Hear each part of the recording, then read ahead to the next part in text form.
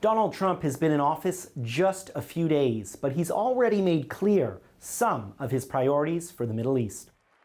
Immediately after being sworn into office, Trump signed a flurry of presidential directives and gave the world a peek at how he'll be running the White House. We're going to sign executive orders. First, I'll revoke nearly 80 destructive and radical executive actions of the previous administration, one of the worst administrations in history. One of the first things he did was lift U.S. sanctions on far-right Israeli settlers accused of violence in the occupied West Bank.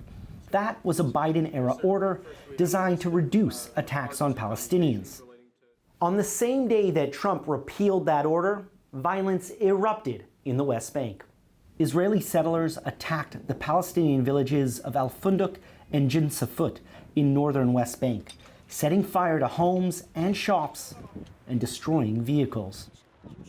Palestinian politicians have criticized Trump's new policy.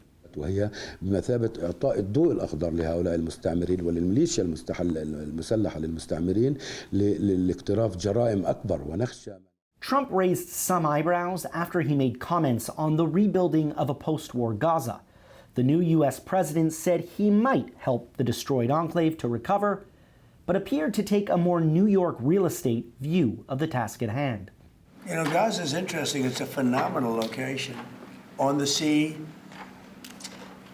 the best weather. You know, everything's good. It's like some beautiful things could be done with it, but it's very interesting. But some fantastic things could be done with Gaza.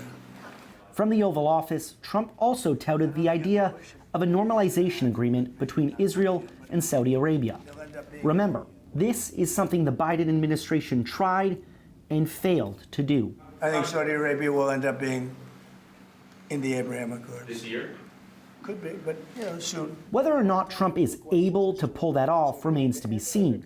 But the Saudis have demanded a viable pathway to a Palestinian state in order to join the Abraham Accords. While Trump has been credited with helping to achieve the ceasefire deal between Hamas and Israel, some are wary of what comes next. How can any nation state on the planet coexist side by side with a group of savages like Hamas? They have to defend their national security and their national interests. This week in the U.S. Congress, many of Trump's picks for top positions in government have been grilled by U.S. senators as part of their confirmation hearings. New U.S. Secretary of State Marco Rubio and his choice for U.S. Defense Secretary both threw their support behind Israel and its war in Gaza.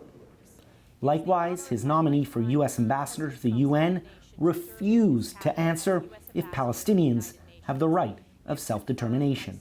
Trump has called himself the most pro-Israel president in U.S. history, and we're beginning to get a glimpse of just what that might look like in his second term.